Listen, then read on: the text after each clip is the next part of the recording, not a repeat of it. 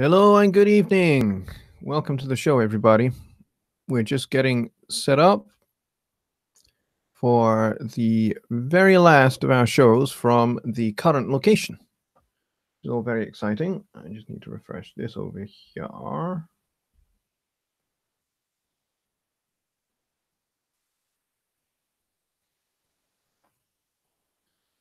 And I also need to make sure that the audio is muted because we don't want to hear the audio. There we go.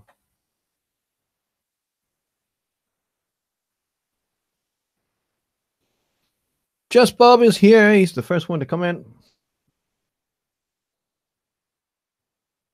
So I'm just checking that everything is working over there. And it looks like it is, which is cool. Awesome. So we are ready to start the show. Mike is here. He says, me too. Peace Valley Audio. That is a great name for a business. Like it. Like it a lot. Much better than Johnny Lipstrom Studios. Let's face it. Johnny Lipstrom Studios pretty much lacks any imagination whatsoever.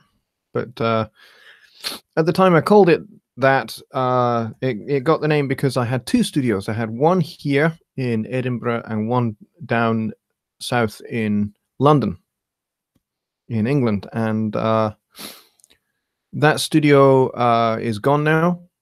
Somebody else actually owns it now, so that's cool.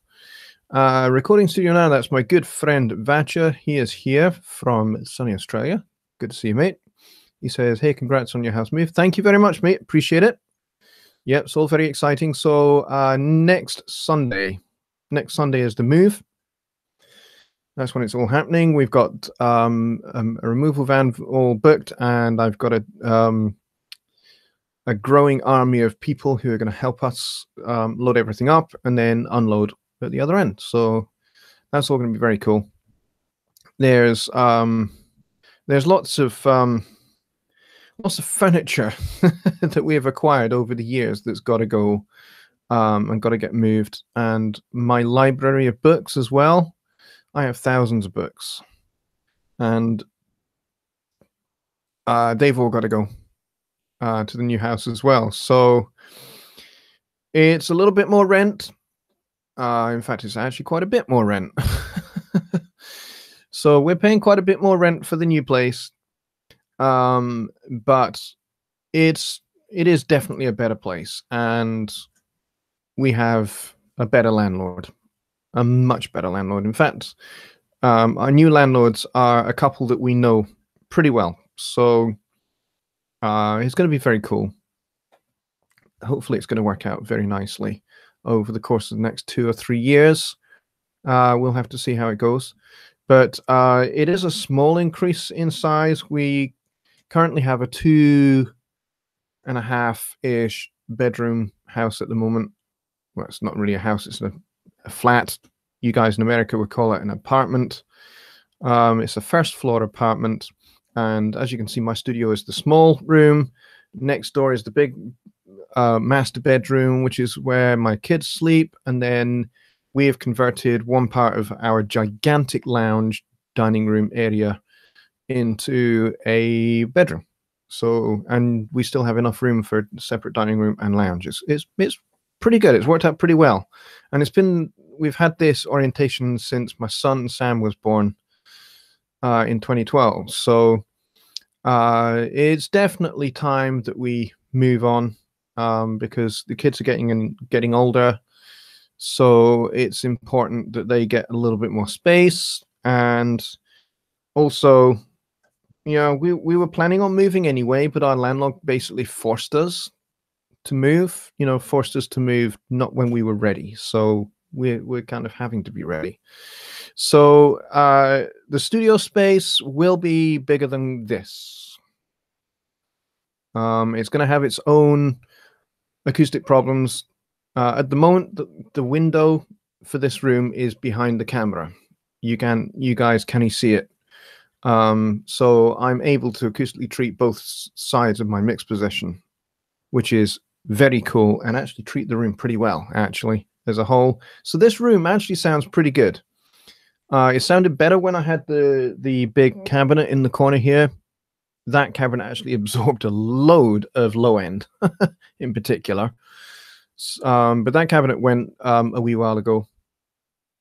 And so the acoustics in here are not quite as good as they were. And the new room, well, actually, we haven't really decided which room in the studio is going to go into.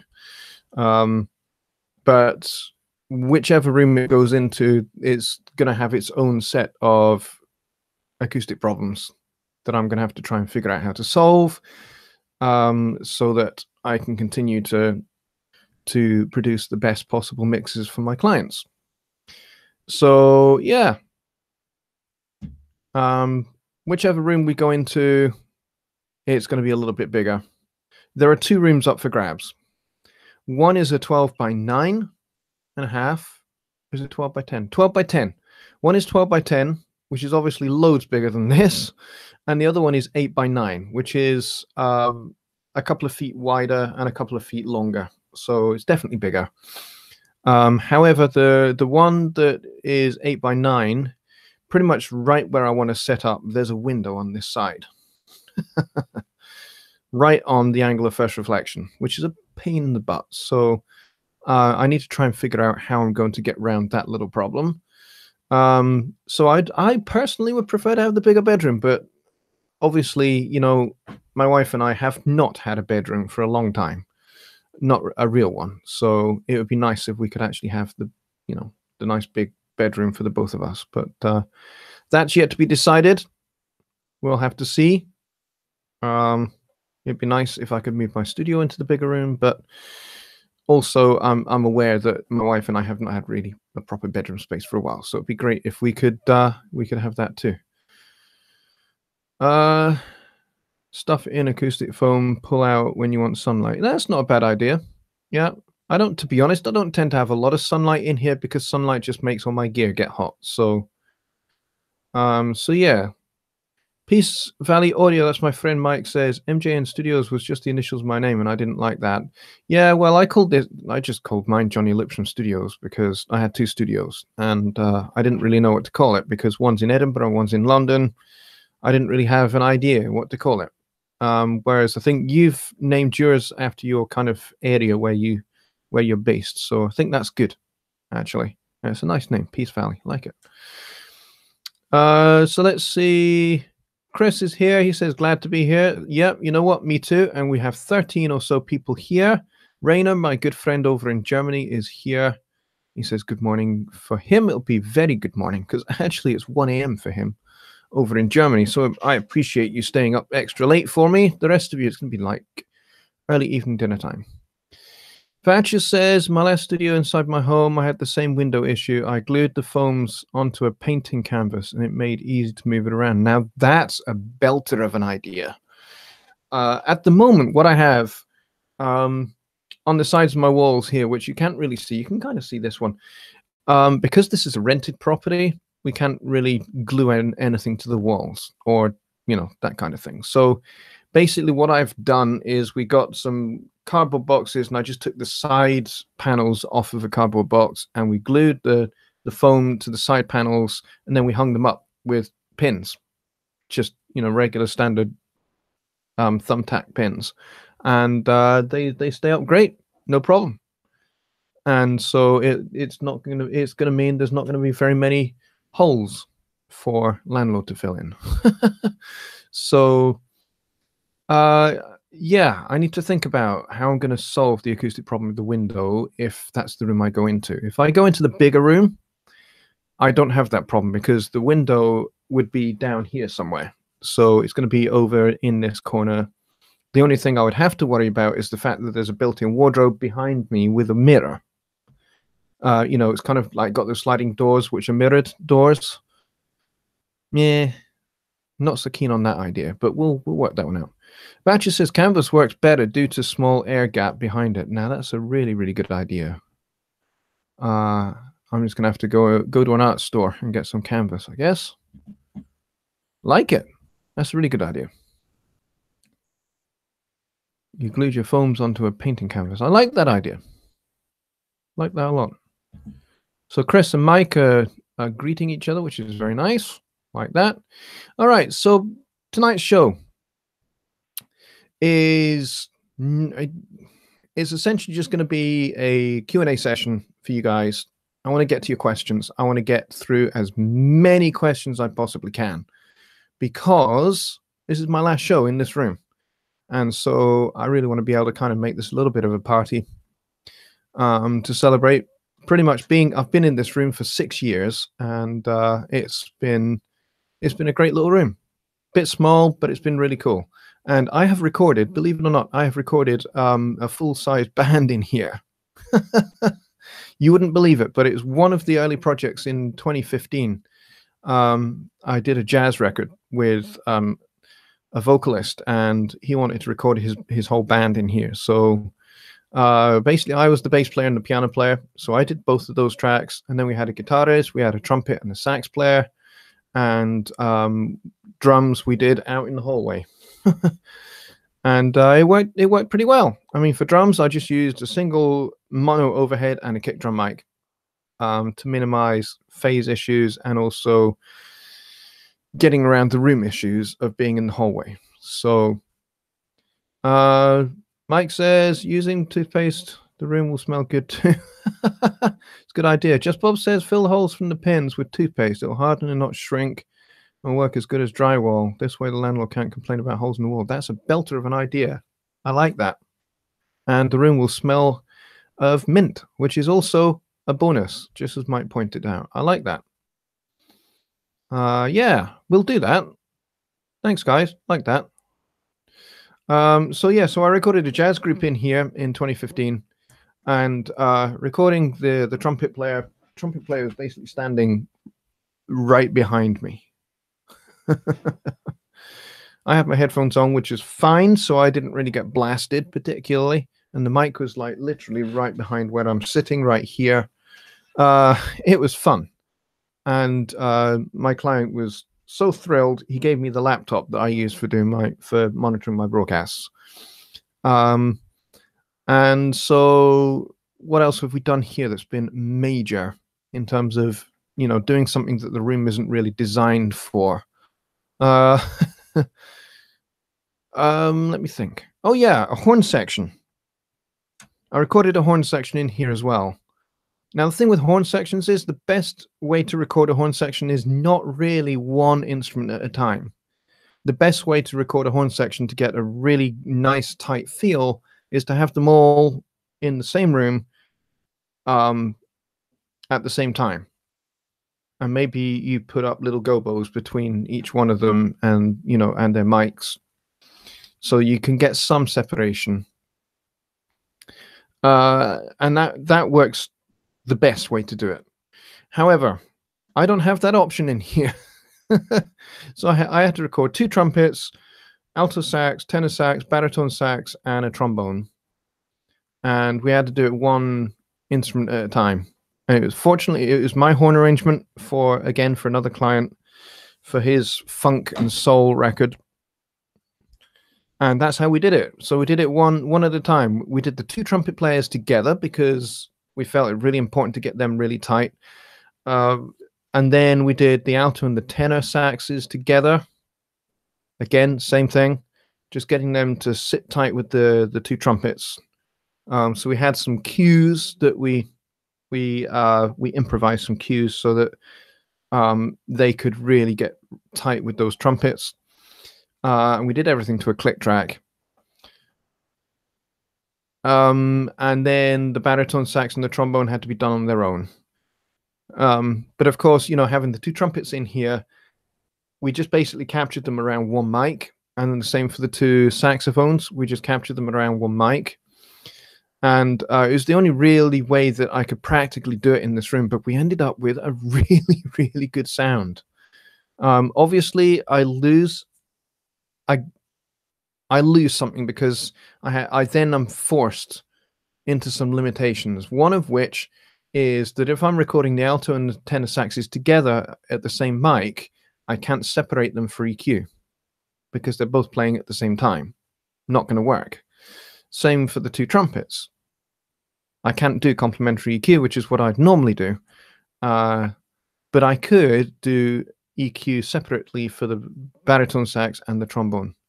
But it really worked. It really, really worked. And again, the client was really, really pleased and impressed how I got such a big fat horn sound from such a tiny room. Just Bob says, how in the world did you control ambient sound? Well, the acoustic treatment in here works really well. This room is pitched in A flat, by the way. So was the horn section recorded dry or wet? Yeah, we put them under the shower first, Frank. And they sounded better after having a shower than before. But if you're asking, did I record with effects? No, I didn't. Because I figured if I did that, if I recorded with effects, then I would just be, I'd be stuck with EQ'd and compressed room tone as well as the instruments. But I figured if I EQ'd and compressed after the fact rather than on the way in, then I could actually get something I could adjust at least a little bit. Now, obviously, I'm limited because if I compress, the more I compress, the more I bring up the sound of the room as well as the instruments. So there's a trade-off. You have to find that balance point. And then, of course, you have to think about, okay, is anybody actually going to hear the room tone in the mix? Fortunately for this room, they couldn't. So we got away with it. But, you know, a differently shaped room with different modal issues might not have got away with it. So my new room, it's bigger, but it's going to have its own peculiar issues. That room is pitched in F, which is strange to say the least. I've never been in a room that's pitched in F. I've been in rooms that are pitched in flats, like A flat. This is A flat. The lounge is a B flat room. My kids' room next door is a D flat room. But this is an A flat room. Don't know why, but it just is. You play an A flat in here and the whole room resonates with it. Was the mic directional, semi-directional, or via switch omni? It was semi-directional. And I do have paired Rode NT5s, so I could have done stereo XY if I wanted to. And that's how we did it. So yeah, I've done a jazz group in here. I've done a funk soul band in here. And, you know, it's just amazing what you can do with limitations if you are prepared to think outside the box. How many sound checks till you got the balance right? Yeah, probably about an hour and a half worth. Yeah, about 90 minutes. But it was really worth investing the time into getting the sound really, really, really, really spot on up front, so that I'm not having to like stack multiple EQs after the fact to try and deal with issues. Yes, this is Rainer. You're absolutely right. This is a flat in A flat. Very, very good, Rainer. Your talent for pun knows no end, especially the fact that, you know, you're German and your English is sufficiently skillful that you can pun in a foreign language. That takes skill, mate. That really does take skill. So Chris says, I did have a couple of questions. One, how do you keep Presence XT horns from sounding tinny or thin? And two, also Presence XT strings, how do you keep them from sounding shrill? Well, first things first, and I think Johnny kind of answered this a little bit in Facebook. First thing you can do is orchestration. How you write for the parts. You have to think about how the instrument actually sounds and then write for that sound. So you're not just writing a bog standard horn arrangement, you're writing a horn arrangement that fits the sound of that particular instrument, in this case, Presence XT. That's my personal approach to arranging anyway. I'm a little bit weird like this. What I do, if I'm writing a horn arrangement, I want to know what the horns for this horn section sound like. So I usually say, hey, have you got any samples of what these guys sound like? You know, even if it's just a rough recording of a live show, it's great because I can listen to what they sound like. I can listen to the personalities of each of the players through their instruments, and I can write for that. I can orchestrate for that. I can say, hey, this guy tends to, this trumpet player, if he goes up to a super G, and if he tries to go up above that to maybe a B flat above that, he tends to split the note. Maybe that's kind of where his, the edge of his register is. That's fine.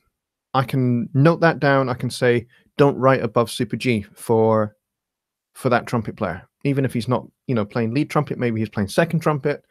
I still remember, don't write above super G for him. Same thing for alto sax. Maybe his mid-range is a little bit thin, but he's got a really ballsy low end and a really super, not shrill, but really super bright and, great sounding altissimo register.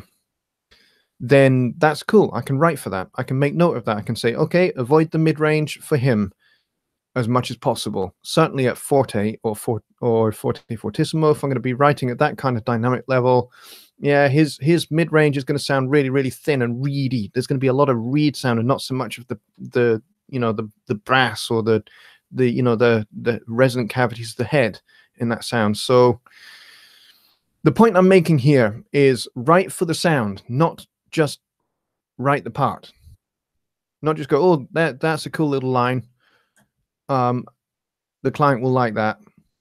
Think about, yes, that's a cool little line. The client will like that, but is it going to sound good with this set of instruments? So that's the first thing. Second thing is you can adjust the velocities so that they're not too high. A lot of samples, and this is by no means all, but a lot at the kind of, £200, $300 and below sample libraries, their weakness tends to be in the upper register. They tend to be a little shrill or a little thin or a little bit, snarly, around about sort of 1.5, 2K. They can be just a little bit aggressive up the top there. So bearing that in mind, if that's the way you want to write, if you want to write nice and high parts, fine, acceptable arranging technique, write for those high parts, but then the way you're going to deal with it is with adjusting the velocities so that they're not too super shrill, not too super aggressive, and then soften them out with some EQ. I would say if you're going to EQ, don't go for a really tight Q and, notch it out. Don't use too much of a notch filter, because what you'll do with that, particularly with virtual instruments, is it doesn't sound so great. Try and use maybe a shallower but wider Q. So when you're cutting, don't cut much beyond 5 or 6 dB, and have the Q wide, so you get a much more, you'll get a much more natural sound from a virtual instrument, if you follow. Raina says, thanks, Johnny. If I get more better, I come to be a sitting stand-up comedian. That's really, really good. Yeah, Raina, you've got some serious talent there, dude. That is for sure. So good, Chris, you follow. Excellent. But those are really, really good questions. And a lot of people ask about that. A lot of people say, hey, the Persona Symphonic Orchestra stuff just sounds really, really aggressive. Well, it does if you don't play it properly. It does if you don't learn what it sounds like. It does if you don't learn, kind of like how aggressive you can go with the velocities or not, as the case may be.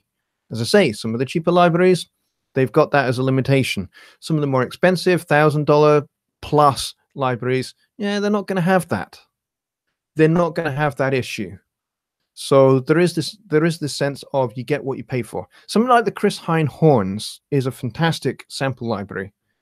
And I can guarantee you write for them, you'll not have those kind of issues, because those sample libraries are really, really, really good. So, but again, because they're samples, you don't want to overcompress them and you don't want to EQ them to bits. You really want to go nice and light and, finesse them. Okay? So you're compressing not for color with a VST. You're finessing. You're compressing much more for kind of like, you know, control of the dynamic range. So you don't want to be too grabby, which is why I don't tend to use an 1176 on a VST, because 1176 is a super fast attack time and super fast release time. So they can be a little bit more grabby, and you really don't, in my opinion, you don't want that with a VST. Use something like an LA2 or an LA3, or I don't know. There's a few other options out there that you could use, which are a little bit more. If you've got the Slate Everything bundle, try the FG401. That's another good option. That's actually really, really good if you're using the contemporary strings patch. Use that. If you're using the contemporary strings patch and you're just getting some nice, gorgeous, luscious, warm strings in there, use that, but use it gentle. Go for a slow attack and a moderate release, and maybe a 2-to-1 ratio, and just go for 2, maybe 2.5, maybe 3 dB worth of compression, and just, you know, so you're just controlling it nice and smooth, nice and gentle. It's a good compressor for that kind of thing. You could also use a Fairchild. That's another option. Oh, Raina's just said you can use a Fairchild. Yes.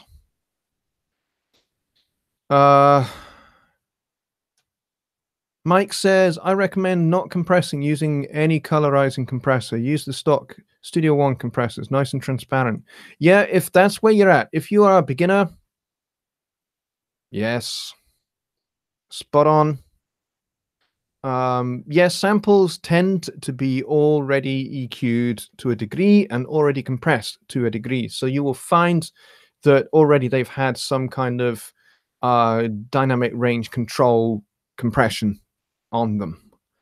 So any compression you are doing, you know, subsequently after the fact, is you're taming the performance that you've done so that it fits the dynamic range of the context of your piece, your song, whatever it might be. And so, yes, you could use a transparent compressor like the compressor in Studio One, or you could use something else that gives you a little bit more saturation as well. It is entirely up to you. And Mike is right. They are compressed already. They're not smashed. They're not kind of like super, you know, smack them down with a hammer compressed. They tend to be just, you know, just grabbing the peaks compressed. Yeah, I know you're not a beginner. Mike, I know you're not a beginner, and you don't use any compressor but the stock one on samples. Yeah, well, you know, each to their own. Each to their own. I would definitely stay away from an 1176 on a sample. It's just really no. You know, especially in EDM, you've got no reason to use a colorizing compressor. I don't think. I think if you're doing house music, dance music of any kind, electronic music of any kind, you really should be using much more transparent compressors. Just Bob says, I think of high strings as a conversation getting louder, hold back the push and gradually raise the volume only to make a point and release and quiet down. Controlled dynamics. You can certainly do that. A lot of sample libraries, they'll use the modulation wheel for what they call well, for dynamics. So you're going from piano to forte fortissimo. Forte fortissimo at the top, roll it right back to the beginning at the bottom there, and you've probably got piano, maybe pianissimo at the bottom here.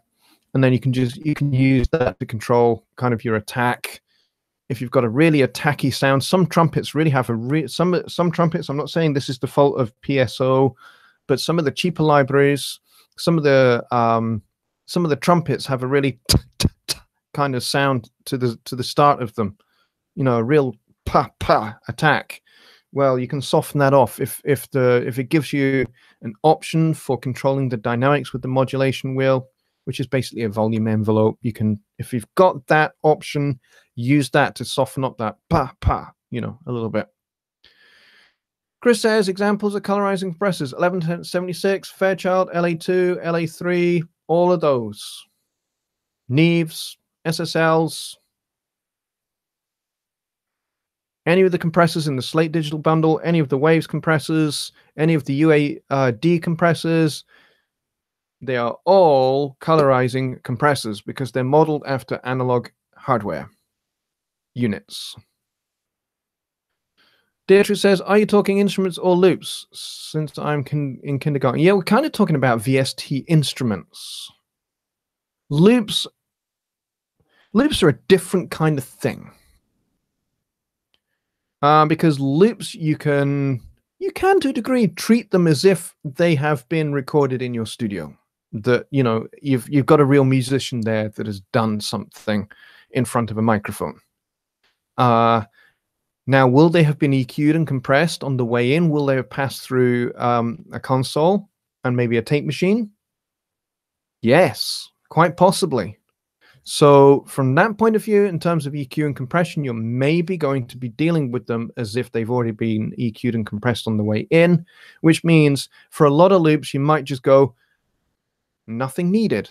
Or you might go, hey, I actually want to just, grab the peaks just a tiny little bit so they settle down in the context of my particular mix or my particular song. So, and for that, again, I would recommend, like Mike was saying earlier, use the Studio One compressor to do it because it can be nice and transparent. Or use the FG 401, which it's not as transparent because it's modeled after analog gear, but I tell you what, it is smooth like a baby's bottom. For sure. So we got 15 people here, and we're about halfway through the show, and you guys are asking some really good questions. This is very, very cool. So cool, I'm going to play a chord. There you go. You got a D flat major 7. Darren Bryant is here. Good to see you, Darren. Thank you. Darren. Not really sure. Darren. Hope you're happy with that. Best of luck on your move. We moved into a rental house last year, and I still haven't unpacked and set up my studio. Wow, my goodness. Well, I'm hoping to set up a lot faster than that because I have client deadlines. I have one that I'm kind of rushing to get before we move, but I've got one deadline that needs drastically attacked when we get set up. And also, folks, I think we may well have a launch date for VIP. At the moment, as it stands, as of this video, this live stream, we are looking at releasing on July 4th, which is going to be Independence Day for you Americans out there. So that's exciting. So I need to be all set up and ready to go so that I can celebrate the launch of VIP with brand new broadband, much faster broadband, and I should be able to do a super slick and super awesome show without any of this freezing or breaking up or crappy sounding mono audio that sounds like it's been passed through a dishwasher before it goes out to you guys. So I am really looking forward to that aspect of it. So I'm hoping to be set up and running by July 3rd, which, considering moving on July the 1st, it's going to be a tall order, but I'm hoping at least by lunchtime UK time on July 4th, I will be up and running. Chris says, Americans, those damn colonialists.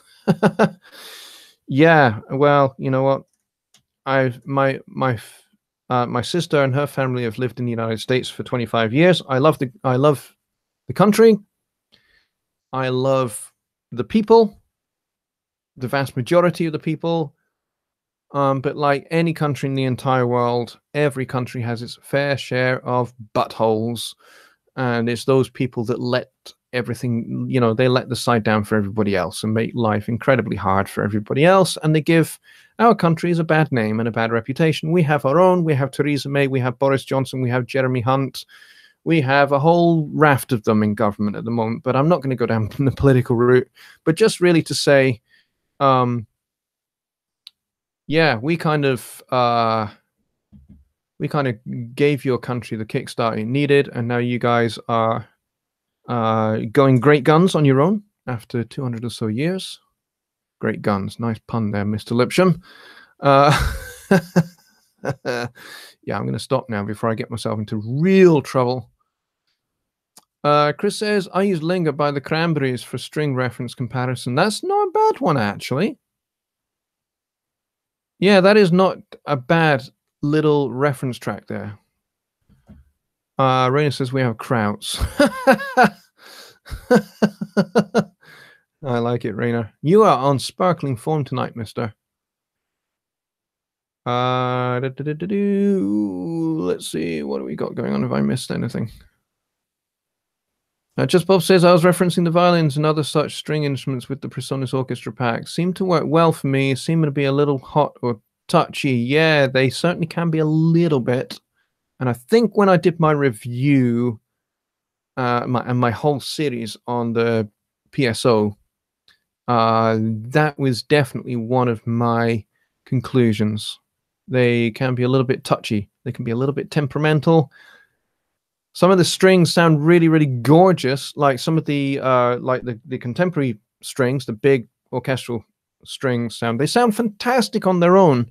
But then when you bring them into a track, they sound like they take a little bit too long to get going. You know, it's not latency. It's more, you know, kind of like you hit the. It's just like there is this assumption with orchestral libraries that are on the cheaper side that when the violinist or the group of violins, the violin section, when they down bow, it takes a couple of it takes, you know, 15, 20 milliseconds before the note sounds. Not entirely true, and not always true. You know, quite often a good string section can really attack their strings nice and hard, and you get a good attack at the start of the sound rather than kind of like, instead of going wah like a lot of strings samples do, you get pa, which is what you want. That's what you want from a good. So if you're testing out a string ensemble library, check out how good that attack profile is. And I'm not saying the PSO is bad. It isn't. At the price point that it is extremely good. But that's just make note of that. That's one of its weaknesses.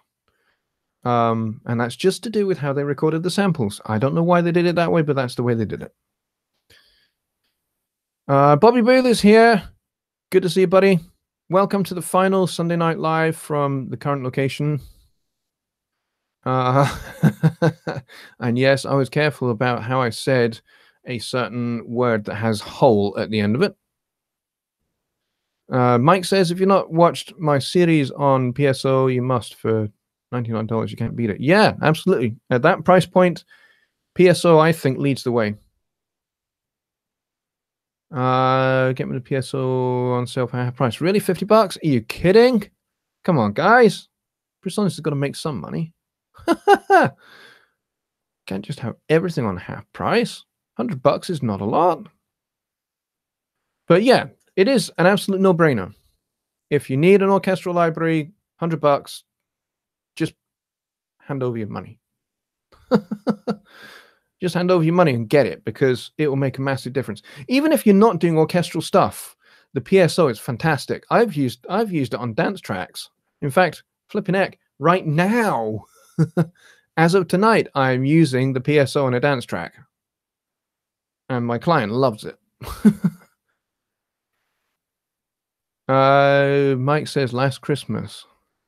That's a George Michael song, I believe. Last Christmas, I gave you my heart. Very next day, you gave it away. That one.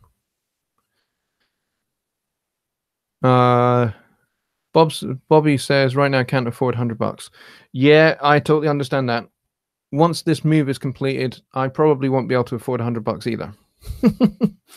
So I'm on a plugin and VST fast for the remainder of 2018.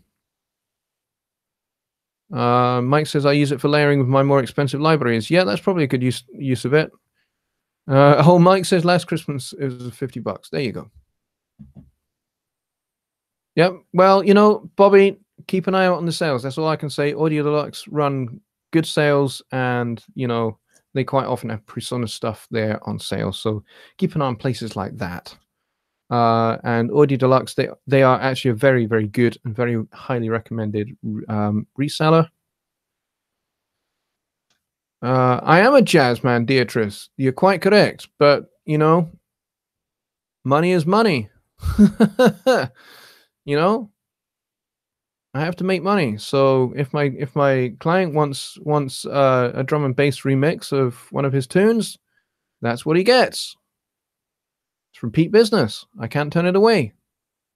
But yes, I am fundamentally a jazz guy. That's what I play. You know, I play this kind of stuff.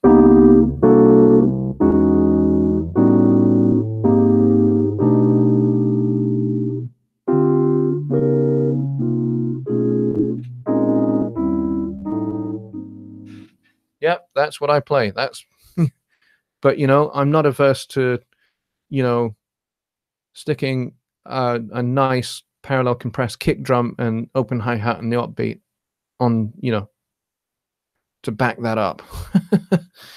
If it needs done, it needs done. If that's what the client wants, that's what the client gets. Bobby says, used all my money on a new desk and acoustic treatment for my studio. Well, you know what, Bobby? That is the best use for your money, for your studio.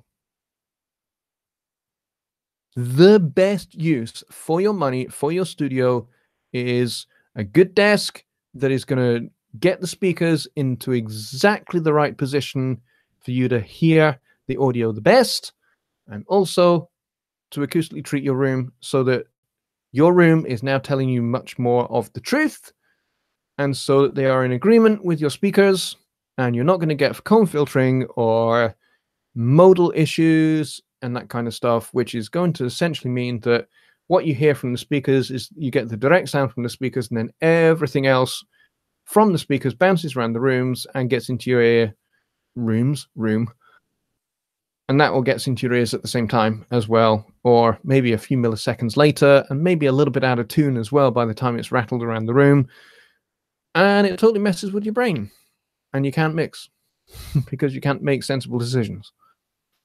So definitely acoustic treatment and a good quality desk is the best place to spend your money. And things like plugins and virtual instrument libraries can wait for another day. Mike says, music with more chords than any one person should know. That is jazz music in a nutshell. Yeah, well, you know what? Sometimes jazz music doesn't have a lot of chords. Go check out Miles Davis's So What. That doesn't have any chords in it at all. Bobby says, can't mix anyway. Don't talk nonsense, Bobby. You won a mixing contest. And I know because I was a judge on that mixing contest. So I know what you can do, my friend. Don't knock yourself. And by the way, I've made a rule for this group, for this stream. Okay? And the rule is the words can't, cannot, can, and not, when put together in the same sentence, are hereby banned.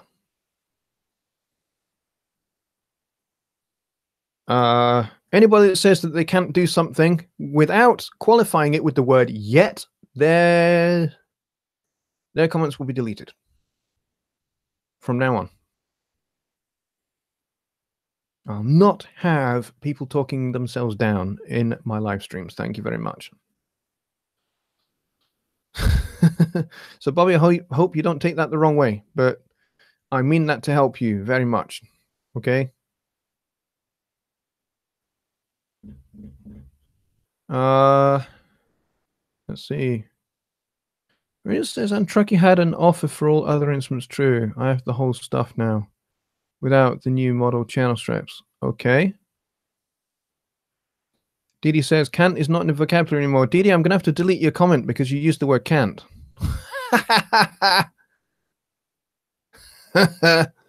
Gotcha. Raina says, I cannot understand. Yeah, Raina, that's going to be deleted as well, buddy. Typical of you guys and your sense of humor. Yours is just like mine. You know, if somebody says don't do something, you're going to go ahead and do it. Yep, that's me as well. So I know you did, Bobby. You had an LOL at the end. Yes, that's quite correct. But it was self-deprecating humor. But that's okay. You were not taking yourself seriously, and that's cool. All right, so we've got 19 people here. We have 15 minutes left of the show, and I have to end pretty much on time tonight because I have a mix to finish up. And I am going to be working pretty much through the night because I have so much to do before the weekend. So the studio will be shut down on probably Saturday night, and all of this stuff will be gone and into the lounge dining area, ready to get moved onto the removal van. So what does this mean in terms of next week's Sunday Night Live? Next week's Sunday Night Live will probably not happen, but keep half an eye out on my YouTube channel because I may well do a very short broadcast. It won't be a full Sunday Night Live show, but it will likely be just a few minutes to give you a quick look around the new place. I won't have broadband or anything set up probably, so I'll just be using my phone's cell network. So I don't know how good the quality is going to be. It might be okay, but yeah, it'll not be a long stream. It'll just be a quick look around the new place. You need to pop in and out during the move, says Chris. No, we're hoping not to. We're hoping basically just to load everything up onto the van and maybe do it in maybe 3 trips at the most. So all of our household gear will be going onto the van, and my studio gear will be going in a car because I'm very, very precious about my gear, as the rest of you I'm sure are as well. My wife does not understand that, but that's okay. So I need to make sure that my studio gear gets there in one piece. And she's just gonna have to live with my anxiety over that.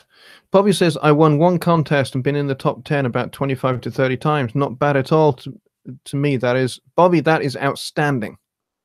That is extremely good progress, mate. Raina says, please don't delete me. Vera needs me. Yeah, I'm not going to delete you. Not as in the Terminator. Chris says, your past videos with your phone have looked fine. Yeah, well, we have kind of limits here with how much data you can use up in a month on our mobile phones, our cell phones. So if I'm live streaming, that's going to use up a lot of my data. So I have to be careful about that. So for that reason, it will be a short show if I do one at all. It kind of depends on how well it all goes. So we're moving in the afternoon because we can't get the van until the afternoon. So it's going to be kind of mid-afternoon by the time we actually start loading up and then getting everything across. And then so I'm hoping that everything will be moved across and we will be in the new place from about tea time. I would hope that everything's there. And we'll probably down tools at that point. And I think the plan is going to be that we're going to go through to my mum and dad's and spend the night there because my kids are going to be there for the weekend. So they are out of the way for the move. So if I do a stream, it may not be on the Sunday. It may be more likely on the Monday. So we'll see. We'll see how it goes. Okay. So as I say, keep an eye. I do want to show you around when we're in the new room, and then I will document the setting up of all the gear in the new room. I'll document that as well. So I'll put out a bunch of videos on that, and then we'll do a live stream after that. I'm looking at launching VIP, as I say, July 4th. And with the move and everything else, that might be a little bit tight. So we'll maybe push that back a couple of days. We'll see. But if we can do the launch on July 4th, I will do a special stream for that. And I will hope to have everything hooked up and rigged up with new broadband by that point. Bobby says, you're moving. I didn't expect any videos from you for 2 or 3 weeks. Well, you see, I have a business to run. And so therefore, I have to get content out. And, you know, I have to get things like my VIP up and running, because we're going to be paying a little bit more rent now. In fact, a fair bit more rent. So I need VIP to pay off financially for us so that we can support that additional rent and also be able to pay for the better broadband. At the moment, the broadband we have right now is pretty cruddy. But at the moment, because of where we are and the location and everything else, it could be a problem. Well, it is a problem. So we don't get much bandwidth here. As you can see, it's a bit rubbish. So consequently, the broadband package we have now is really, really cheap. It's only like £20 per month, which is probably about $25, $30 a month. It's pretty cheap. So in order to be able to do much better live streams, which is what I really want to do, I want to make these shows really, really a lot better quality-wise. I'm going to have to pay more for broadband. So I'm going to have to pay more for internet. So I'm looking at a package which is going to be about £45 to £50 per month. But it will give us probably about 30 or 40 megs a second upload, which is going to be way plenty for doing much better quality streaming than what I'm doing right now. So that's what I'm looking at getting installed. So as soon as that is all installed and up and running, we will do a proper show. So that might be not next week. It might be the week after. We'll have to see how it goes, how quickly I can get that all set up. So we've got about 7 minutes left. So I'm going to take maybe 1, maybe 2 more questions if you've got them. Just Bob says, July 4th, a lot of Americans might be busy. Yeah, you guys might be, because it's Independence Day for you guys. You might be shooting off fireworks. It's entirely possible. But the doors will open, hopefully, around about that day. You don't have to necessarily join up on the day. You can, you can join up on July 5th if you want, or July 6th. The more the merrier is all I can say. So I'm going to have loads and loads of good stuff for you guys. I haven't got a lot of content up there yet, but I'm hoping that we can just build a little bit of a platform to start with kind of getting to know each other and that kind of stuff. So there's going to be forums for that. But what I've got in mind coming up is going to be a music theory class. We'll be going up there. We'll have a beginner class, an intermediate class, and an advanced class. So whatever level you think you're at music theory-wise, you can join that. That's going to be on the VIP. What else are we going to have? We're going to have... I'm going to put out the rest of my EP from last year. I'm going to put the rest of my songs stems so you can mix my songs. And you guys can get stuck in and you can share your mixes on the forum as well, which is going to be cool. And anything you guys are working on currently that you want to share, you can share your mixes as well, and we can all pitch in and stuff. Woodbeast is here. He says, I sincerely wish you the best on your big move. I'll hit your PayPal soon. You're a good man, Woodbeast. Thank you very much. Appreciate that. Appreciate your support very, very much. So yeah, there's lots of good stuff going to go up on the VIP. That's going to be exclusive. That's not going to be up on my YouTube channel or my website or anywhere else. It's just going to be exclusive. We will have an exclusive live stream that'll be a Q&A live stream, which will be just for the VIP. So it'll be a little bit like the Sunday Night Live, but a little bit different. a little bit more exclusive. So, you know, they'll be a bit more focused, those sessions. Plus, we'll also do a mix critique stream as well. So that will be a first come, first serve. Once a month, we will do a mix critique. So there'll be a special place in the forum where you can put your mixes to be critiqued, and, you know, first come, first serve, and we'll get, you know, 4, maybe 5 mixes critiqued in a stream. And, you know, it may be a little while before your mix comes up, but you'll have that opportunity. And you also have an opportunity to comment and in the chat and listen to everyone else's mixes and make your own comments as well. And we can just have a good chat, a good discussion about each other's mixes. So all of that is going to be available in the VIP. It's going to be cool.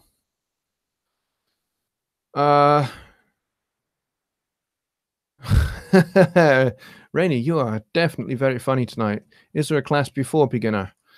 You know what? Beginners will sort you out as well. Definitely. I'm going to go strip everything right back to the very, very, very bare bones of music theory. We'll start with notes. What is a note? What is a sound? How do we define how long a sound is so that we can, you know, we can replicate somebody's composition? We can perform somebody else's work. So we'll look at all of that. Mike says, I got to go, Johnny. I'll be in touch. Good man. Well, you know what? We're going to wrap this up in 2 minutes. Because, like I say, I've got to finish it pretty much right on time so that I can get mixing, and then I can get, you know, kind of like helping my wife get stuff packed. Whoopi says, DD, thanks. I just had to wish Jail good luck. Well, you know what? I appreciate that, mate. And glad that you and Beatrice are talking. That's very cool. And working together by the look of it, which is very cool. Awesome. Not so interested in politics. Well, that's fine. There's not going to be any politics on my VIP. Absolutely not. Anybody is welcome, regardless of creed, color, race, religion, politics, whatever. Because none of that matters. All that matters on my VIP is the music. And if you're an asshole, there's the word. There, said it. See? If you're an asshole, butthole, or anything else hole, annoying, you'll get booted out. And your subscription will be cancelled. Chris says, take care of your back. It seems every time I help move, I throw my back out. Well, I can't lift anything anyway, because I don't have any cartilage in my knees. And you kind of need that to lift, especially if you want to give good support to your back. Just Bob says, I just want to give a shout out to Mike and his Help Johnny Move page. Yeah, thanks so much, Mike, for doing that. We, thanks to Mike and his incredible efforts, we managed to raise £882, which was awesome, which pretty much has covered our deposit for this place, which is awesome, plus a little bit extra. So we'll be able to buy pizza on the day. It's going to be cool. Pizza and beers.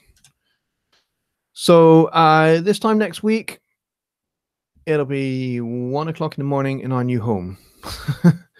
And hopefully after a successful move, I will be totally exhausted and sleeping. But like I say, I was going to say something then, and the sentence literally went right out of my brain. This happens sometimes. Let me think. What was I going to say? What was I going to say? It's gone. I've lost my train of thought, and now I'm talking with a funny voice. I don't know why. Frank says, praying your move goes smooth. Take care. Thank you, mate. Yeah, appreciate it. Hopefully it's going to go incredibly well, and hopefully we will be all... hopefully it's not going to take us more than a week to unpack. I hate unpacking almost as much as I hate packing. So I'm hoping it will be awesome, and I'm hoping that I'll be able to get the studio set up nice and quick as well. And then the real challenge will be learning that room and learning what my gear and what my speakers sound like in that space, because I don't know.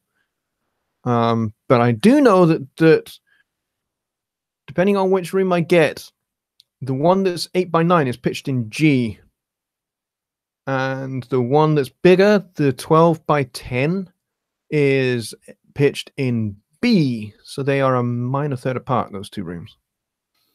Not that that's of any interest to any of you, because none of you are complete obsessives about pitch like I am. It's just one of those things. I have perfect pitch, and I can hear room tones, and it's annoying. I can walk into a room and go, yeah, this room's in G, this room's in D, this room's in A flat. I don't know why I can do that, but I just can, and it's frustrating. So there we go. We are at 1 minute past 1, guys. Thank you so much, all 16 to 20 of you that came to the show tonight. And I will let you know when the next show is going to be. I would like to say, you know, not this coming Sunday, so not next week, but the week after. I would like to say that we will have a show the week after, but I'm not so sure how it's going to be. We'll have to see how quickly I can get the studio set up, how quickly I can get acoustic panels all set up, and how quickly I can get broadband set up. That's going to be the key. If I can get the computer and broadband set up, we're good to go, even if I haven't got everything else set up. Bobby says, I hate moving. Yep, absolutely, me too. Just Bob says, post videos on how to set up acoustic panels, etc., to get the best sound. I most certainly will. Really, if you want to watch something really, really good, if you go to the Rode Mics YouTube channel, that's Rode Mics, the RODE Mics channel. They're an Australian mic company. They make these guys, the Rode NT1A. This is one of their mics. Well, a few years back, they did a series called Rescue My Studio, or Studio Rescue, I think is what it was called, and presented by fantastic Grammy Award-winning mix engineer, acoustician guy called Francis Buckley. That's his name, Francis Buckley. It was a really good series, and he rescued a lot of people's studios, because, you know, there's a lot of people out there that you know, they don't know where to position their gear. They don't know where to put their acoustic panels. They don't know that stuff. And you know what? When I first started, I didn't know either. So I happened upon Francis's series, and it helped me. You know, he does this thing with the mirror trick. You know, you put the mirror, slide the mirror across the wall, or you get somebody else to do it. You're sitting right here, mixed position. Somebody else puts the mirror and runs it along the wall, and as soon as you see this speaker in that mirror, you know that that's the angle of first reflection, and that's where you want the panel to go on this side. And then you do the same for over on this side, same mirror trick, and you find that first reflection point. Next is the next set of reflection points, what they call the secondary reflection points, and they're a little bit further back. You may or may not be able to see. In fact, I think you can just see one of my panels here. This is one of my panels for my secondary reflection point. We did the same thing. You do the same mirror trick, except a few feet back. And if you can see the speaker on this angle here, that is your secondary reflection point. You want to get panels up there. Okay? And essentially, once you've got those first and secondary reflection points covered, that's your reflections sorted out. But the other thing you need to deal with is bass. Bass trapping is really important, because especially in rooms like this that are not built for being studios, the important thing is to have the bass trapping sorted. Bass tends to build up in corners. It's just the way it is. That's where bass energy builds up, and it fills the room gradually. And what happens if you've not got the bass properly trapped? What happens is that bass just builds and builds and builds and builds and builds, and you keep turning the low frequencies down and down and down and down on your mix, because you think, wow, there's lots of bass in this mix. I must turn the lows down. I must turn the lows down. And then you take your mix out to your car, and it sounds really, really thin. It sounds like you know, a band in a jam jar. So you need to deal with that. And the way you deal with that is by getting some acoustic bass traps. They tend to be about 4 to 6 inches thick, and they tend to cover the corners of your room. And what they do is they are designed to just absorb those low frequencies entirely, which means you get a much better balance of the low end in your room. So that's what I would suggest for acoustic treatment. Bobby Beaver says, yes, Studio Rescue loved the show, but they stopped doing it. Yeah, they did, but the videos are still there, and they're still just as fantastically useful as they were the first time around. So that would be my suggestion. Sound is sound, great explanation. Yeah, sound is sound, but sound bounces, okay? Sound waves have a certain length. So low frequencies have a longer amplitude, a longer wavelength, which basically means the longer the wavelength, that's why you need to be firing down the longest wall, not set up along the longest wall. If you set up along the longest wall, those low frequencies, what will happen is they have a short distance to travel to your next wall, but they haven't the waveform, the amplitude has not had full time to develop yet. So it hits this other wall before it's properly developed and bounces back, canceling this one out because it's the same frequency. Okay? And that's where you get cancellations happening, which means you've got points in the room where certain frequencies just don't exist. It's not that they're not there, they're there, you just can't hear them because they're canceling each other out. Come on under there. They're rattling around. So yeah, the way to deal with that is to make sure you're firing down. So you're set up on the short wall and you're firing down the longest wall that there is.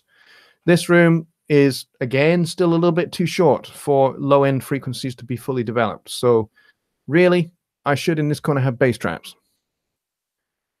So, but in a bigger room, by the time it gets to that end, there's not a whole lot of energy to bounce back. So there you go. So I hope that answers your question on acoustic treatment. And as Bobby says, you've got work to do. So I do have work to do. So go check out that series. Go rewatch it. There's some really, really good advice there. And you see a lot of people making some very common mistakes about how they have their room set up. And you may well find that, as I did, that you're making some of them. So, all right. So go and check that out and, apply what you learn. And I will see you guys on the next Sunday Night Live, which will be from my new studio room. And we will have a good look around at how I've set things up. And we'll go into detail then. All right. Good night, everybody. Take care. And I will see you very soon. And as I say, I will upload some content so you can actually see kind of set up in progress and all of that business. So you guys know what I'm doing. All right. Take care. Bye for now. Good night.